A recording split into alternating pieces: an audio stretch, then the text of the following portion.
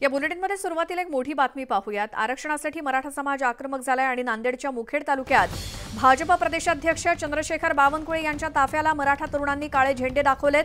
Super warrior संवाद बैठकीसाठी बावनकुळे मुखेडमध्ये आले असता यावेळी तरुणांनी त्यांना काळे झेंडे दाखवत एक मराठा लाख मराठा अशा घोषणा दिल्या। यावेळी पोलिसांनी काही आंदोलकांना ताब्यात घेतले।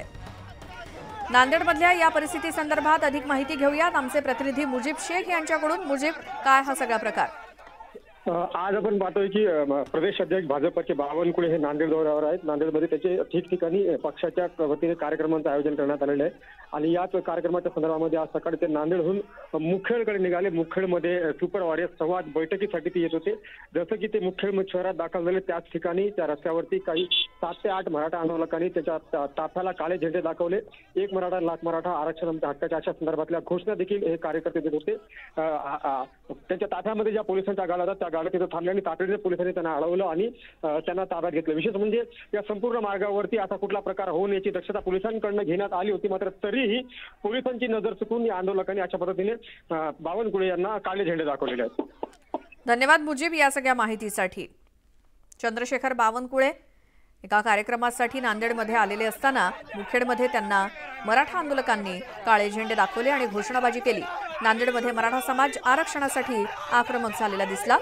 बावनकुळे त्या ठिकाणी येताच त्यांचा ताफा अडवून काळे झेंडे दाखवले। पोलिसांनी काही आंदोलकांना ताब्यात घेतलंय। आणि आता या बुलेटिनमध्ये पाहूयात 25 मिनिटं 50 बातम्या।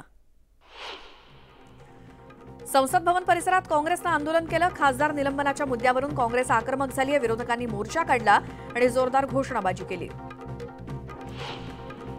राजधानी दिल्लीत काँग्रेस संसदीय समितीची आज बैठक होतीये। 5 राज्यांमध्ये झालेल्या विधानसभा निवडणुकीतील दारुण पराभवानंतर काँग्रेस आता आगामी लोकसभा निवडणुकीच्या तयारीत व्यस्त आहे। या पार्श्वभूमीवर काँग्रेसनं आज बैठक बोलावली आणि या बैठकीत काँग्रेस 2024 मध्ये होणाऱ्या लोकसभा निवडणुकीच्या रणनीतीवरती चर्चा करू शकते।